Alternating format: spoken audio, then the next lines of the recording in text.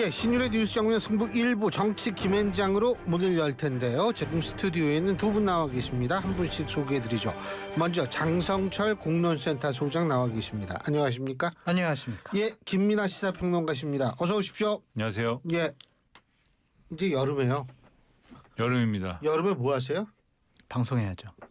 똑같습니다. 아, 그렇죠. 네. 우리 김민아 평론가님은 저도 이제 방송해야죠라고 얘기하고 싶지만 이제 일이 많이 없기 때문에 일이 있다면 방송을 하지만 그렇지 예. 않은 경우는 아니 뭐 다양한 연구에 뭘. 집중하도록 하겠습니다. 아이, 뭐. 아이 그리고 좀 어디 저 피서도 갔다 오시고 그래야죠. 안 됩니다. 안 돼요? 아, 법적으로 안 되는구나. 아. 저희 뭐 피서 법적으로요? 피서는 모르겠고 집에 있도록 하겠습니다. 네. 아, 집에 피서 안 법은 돼요? 괜찮은데요. 예. 저희가 이제 일용직이잖아요. 예, 아, 그러니까 하루 안 나오면은 데미지가 크군요. 예. 생활비를 벌어야 되니까. 그러니까 남들의 2배로 돈을 쓰는 셈인 거예요. 왜냐하면 그렇지. 놀러 간다고 하는 거는 그날은 일을 안 하는 거잖아요. 그렇죠. 그러니까 네. 돈도 못 벌고 돈을 또 쓰니까. 그렇죠. 그죠? 네. 아, 그렇게 되는 거구나. 휴가는 언감생심이에요. 그래도 자, 이재명 대통령도 뭐 휴가는 안 갈 것 같아요. 취임 처음이니까. 취임 그리고 이제 2주 지났는데 자, 평가하신다면 어떤 평가 내리시겠습니까? 아직은 크게 흠잡을 곳이 없다. 그러니까 세 가지 파트로 봐야 될 것 같아요. 인사 파트가 있는 것 같고요. 예. 또 이제 내치 국정 파트가 예. 있는 거고 또 하나는 외교 파트가 있는데 이 세 가지 사안과 관련해서는 오히려 좀 전임 윤석열 정권과는 다른 모습을 보이는 부분들이 많아서 우리 칭찬을 해드려야지 흠잡거나 비판할 대목은 아직까지는 현재까지는 없는 것 같다라는 게 제 생각입니다. 저도 마찬가지 생각인데요.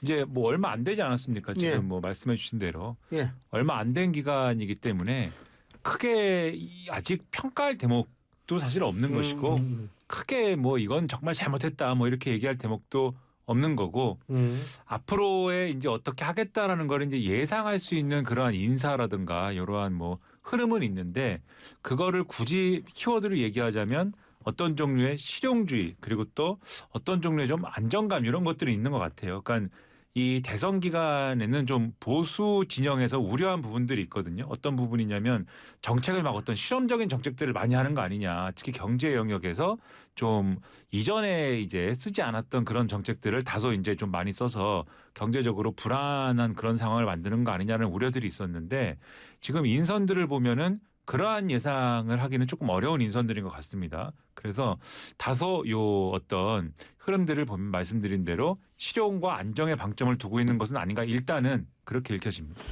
그리고 뭐 사실 문재인 정권의 반면교사도 있을 거예요. 그때 워낙 실험적인 정책을 좀 했으니까 그래서 그 부작용 때문에 참 그랬는데 그 외교 측면에서 아까 장성철 소장님이 뭐 그것도 뭐 무난하다 그러는데 일단 이제 그 취임하고 3일인가 4일 만에 미국 트럼프 대통령하고 통화를 했어요. 이게 이제 일각에서 왜 전화를 안 하느냐 막 이런 얘기를 했거든요. 근데 통화를 했어요. 자, 이 좀 늦어진 거에 대해서 어떻게 생각하시는지. 둘째, 이게 미국 트럼프 대통령 통화한 다음에 중국 시진핑보다는 일본 이시바 시게루 총리하고 먼저 통화를 했어요. 이건 어떻게 평가하시는지 좀 여쭙고 싶어요.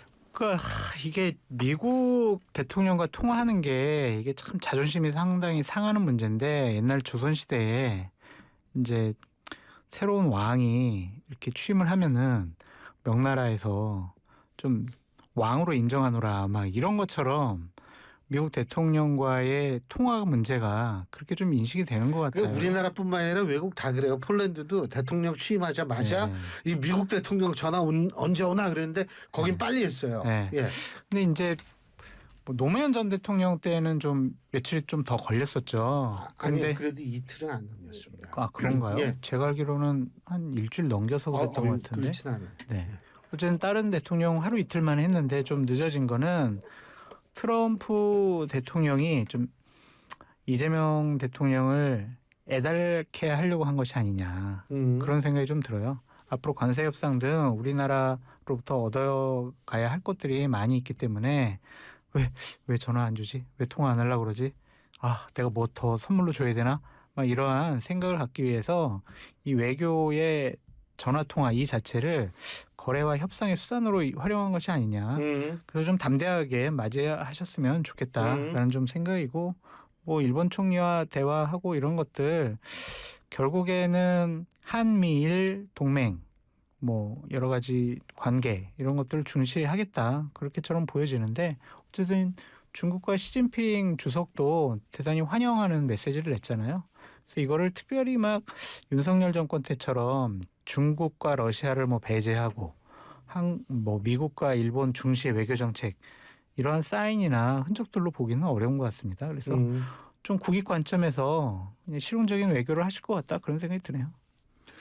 이게 미국은 지금 두 가지를 접근을 하고 있는 것 같은데 첫 번째는 지금 말씀하신 이제 관세 협상 등의 이제 경제적 측면에서 뭔가 이제 협상을 뭔가 해야 된다.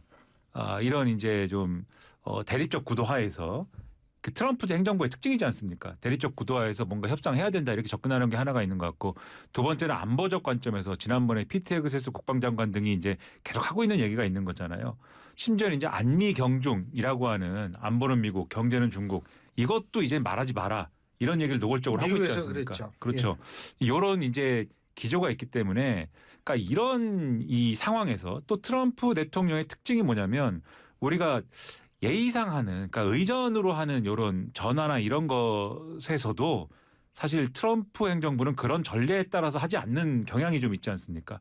의전으로 그냥 해도 되는 전화인데 꼭 여기에 이제 협상을 걸어서 한 번씩 찌르고 뭐 이런 것들이 있는 거잖아요. 지난번에 이제 이전 정권에서 한덕수 이 당시에 대통령 권한대행과의 통화도 그런 게 좀 있었던 거지 않습니까? 그런 걸 고려해 보면 나름대로 준비가 필요했던 거 아닌가 저는 이런 생각도 들고요. 그런데 준비를 해야 되는 상황에서 대통령실은 이재명 대통령도 말씀했던 거지만 준비를 할 수 있는 상황이 좀 갖춰지지 않은 상태였습니다.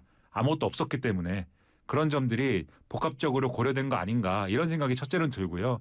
그래도 어쨌든 간에 통화를 통해서 그다지 이제 트럼프 대통령이 이제 좀 우려했던 것만큼 그렇게 모난 메시지를 주거나 그러진 않았던 것 같아요. 얘기는 좋았다고 하니까 그거는 그나마 다행이고 바로 또 이례적으로 이재명 대통령은 바로 정상회의에 나선다는 거잖아요. G7에 바로 가서 이거는 다른 대통령들에 비하면 훨씬 더 빨리 이제는 정상회의에 임하는 거라는 거 아니겠습니까? 다른 대통령 거의 뭐 한 달 이상 시간이 지난 이후에야 정상회의를 시작을 했는데 다자회의 등에 갔는데 지금 이재명 대통령은 거의 바로 이제 자자회의에 가야 되는 상황이 된 거잖아요. 그렇다고 보면은 일종의 전화위복으로 해서 빠른 시일 안에 다자회의에 시동을 걸어가지고 이제는 이 다자회의 이 국제 외교에 대한민국이 돌아왔다라는 걸 분명히 보여주는 이러한 계기로 삼는 것이 좋겠다 이런 생각이 들고 그다음에 이 일본 총리하고 이 통화한 것도 이런 준비를 거쳐서 이제 메시지를 명확히 내는 게 필요하다라는 판단을 한 것 같은데 그동안에 또 이전에 아까 경제 문제와 마찬가지로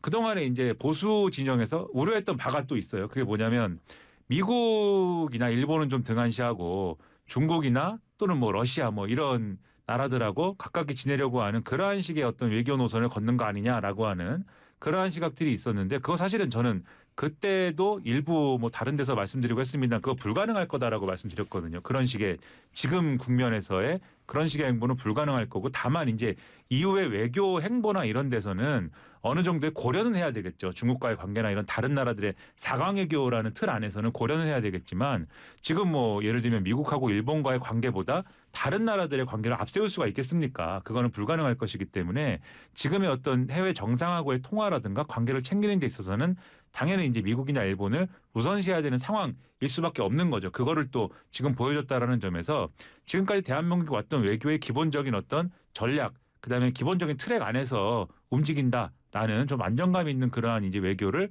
여전히 이제 보여줬다라고 생각을 합니다.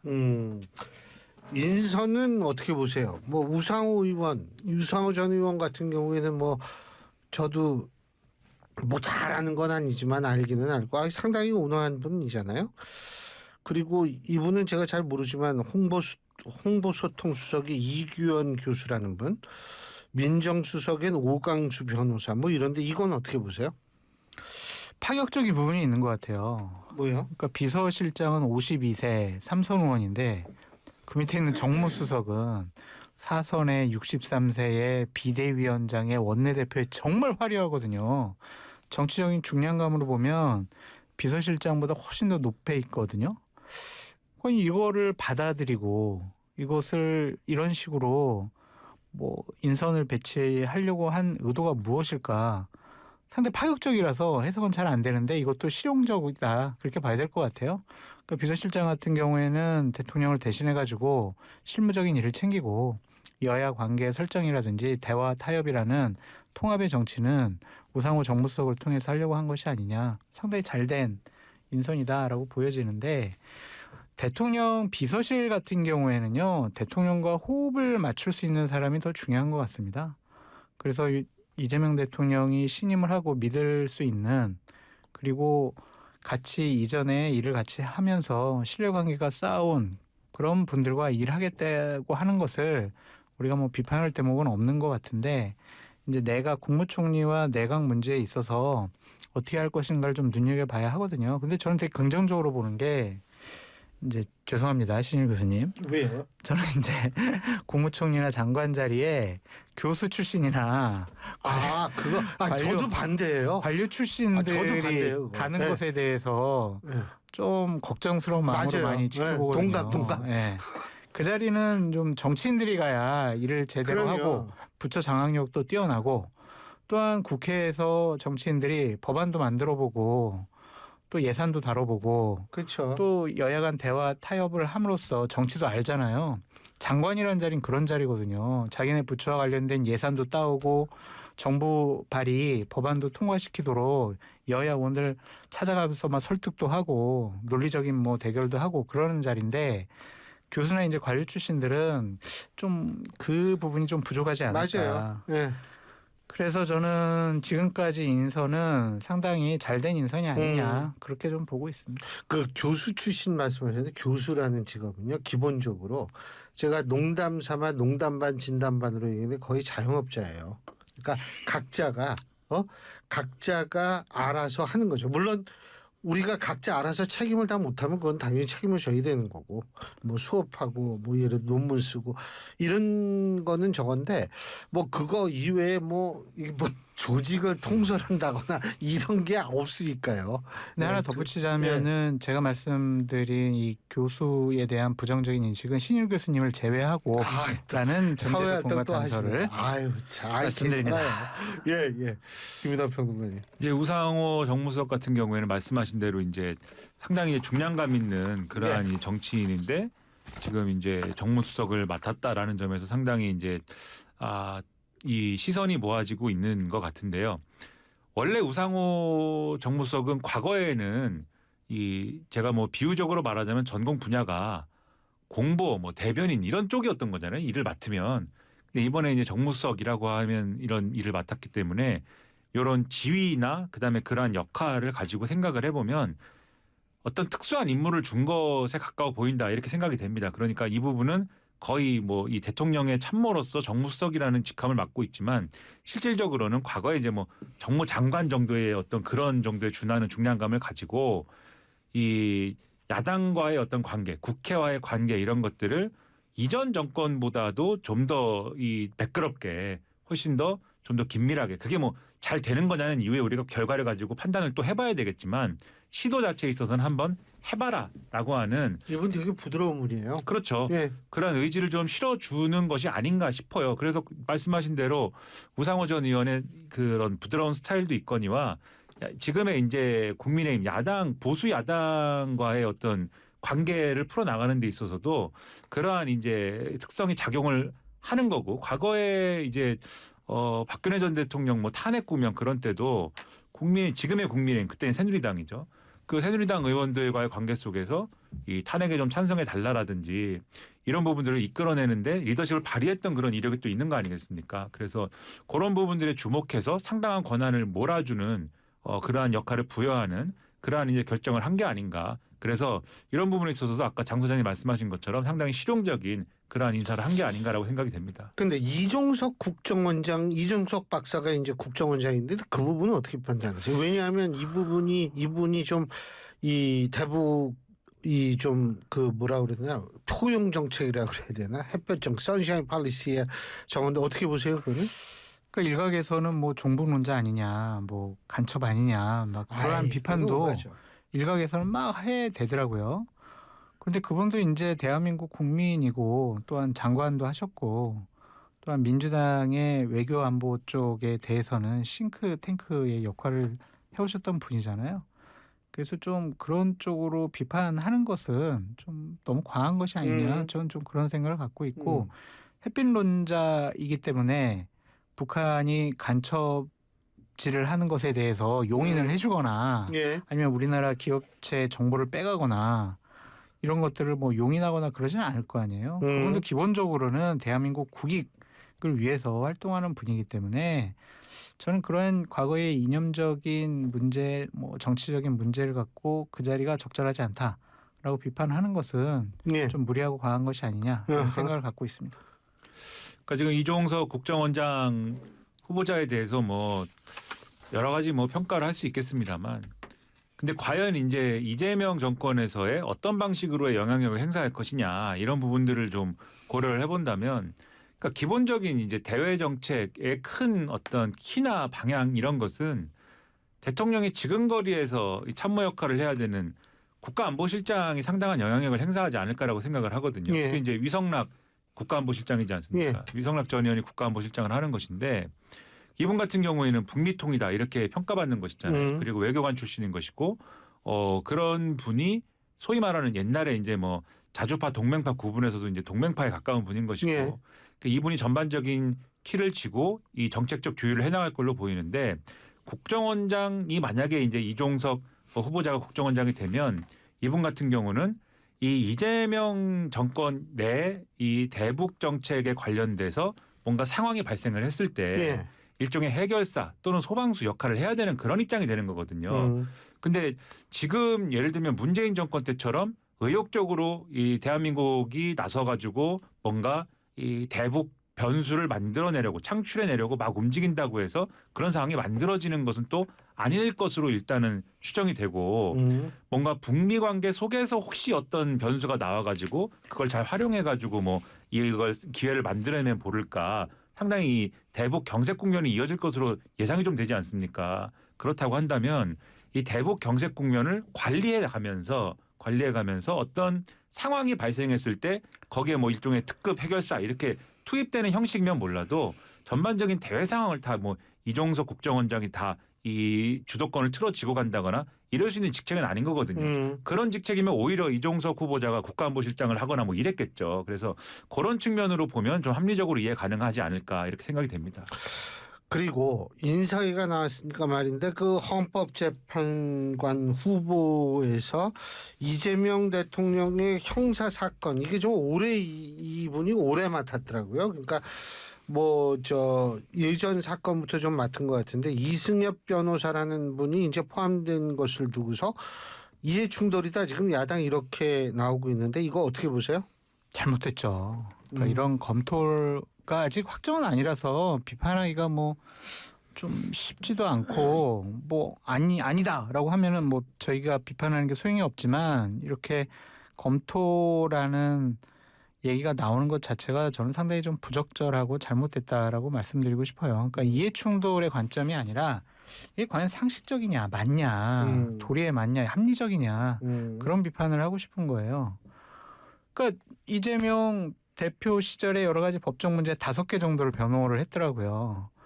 그럼 변호인들은 헌법재판관 되지 말라는 법 있어? 법은 없어요. 그런 법은 없지만 그게 잘못됐다라고 지난 윤석열 정권에서 본인들은 비판을 했잖아요. 예를 들면 윤석열 전 대통령의 장모인 최은순 씨의 변호인 역할을 했던 이 이완규 변호사에 대해서 법제처장 임명할 때 본인들은 어떻게 비판했냐고요. 그 사람을 한덕수 권한대행이 헌법재판관으로 임명하려고 할 때 어떤 논리를 갖고 비판을 했냐고요. 그걸 한번 되돌아보시라 이렇게 말씀을 드려요. 지난 정권에서도 그랬으니까 우리도 왜 그러면 안 돼? 이게 아니라 지난 정권에서는 그렇게 했지만 우리는 그렇게 하지 않아. 우리는 다른 정권이야. 우리는 합리적이고 상식적이고 기본적으로 국민 눈높이에 맞는 그런 결정을 할 수 있는 집단이야. 여러분이 정권 교체하라는 건 공정하고 상식적인 그런 나라 만들어달라는 거 알고 있어요. 그게 맞지. 이게 뭐가 문제냐라고 우기는 것은 좀 무리가 있는 주장이 아닌가 그런 생각이 듭니다. 어떻게 보세요? 저는 두 가지 단계로 말씀드리면 첫 번째로 이분이 어쨌든 이 3명 중에 1명으로 거론이 되는 거 아니겠습니까? 2명 자리에 가야 되는 3명 중에 1명으로.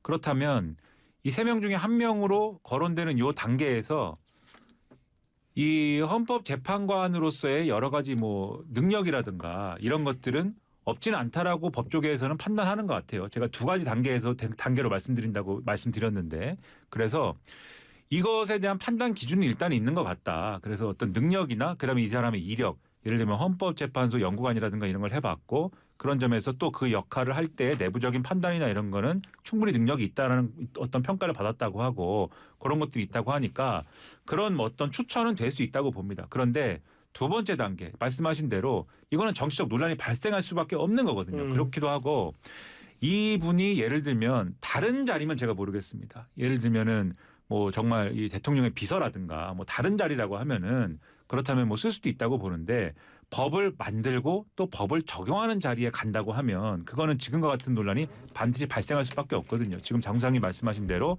그게 뭐 법제처장이라든지 또는 헌법재판관이라든지 또는 뭐 대법관이라든지 뭐 이런 자리도 있지 않습니까? 그런 자리로 가면은 당연히 대통령의 변호를 오랫동안 맡은 인사이기 때문에 그런 자리를 바로 가는 거에 대해서 당연히 뭐 이것은 뭐 이게 보은이냐부터 시작을 해서 그다음에 무슨 뭐 이게 뭐 상권 분립을 훼손하는 거 아니냐 이런 얘기들이 막 나올 수밖에 없거든요. 그러면 앞서 저희가 인사에 대해서도 말씀드리고 또 지금 시작한 지 얼마 안 됐긴 했지만 아직까지는 흠잡을 데가 없고 또 실용과 안정을 추구하고 있다 이런 평가들을 쭉 했는데 이러한 인사로부터 사실 여러 가지 부정적 평가들이 막 이렇게 나오기 시작하는 단초가 또 될 수 있는 그런 상황이 될 수가 있습니다. 그렇다고 하면 현명한 것은 이렇게 추천이 되었지만 이런 정치적 논란이 있고 또 도의적인 부분도 있고 말씀하신 대로 상식적이지 않은 그러한 부분이 있어서 2명 추천하는데 이제 2명 지명해야 되는데 3명이 추천이 된 거니까 요 분은 빼고 나머지 2를 지명하겠다라든지 아니면 다시 뭐 추천을 받겠다든지 이런 방식으로 이 상황을 정리하는 게 가장 현명한 처신이 아니냐. 그리고 언론 보도를 보니까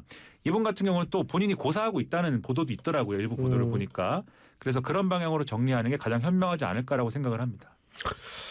자, 알겠습니다. 자, 1부는 여기서 줄이고요. 잠시 뒤 2부에서 계속 얘기 나눠보죠. 르노 그랑콜레오스 하이브리드 이텍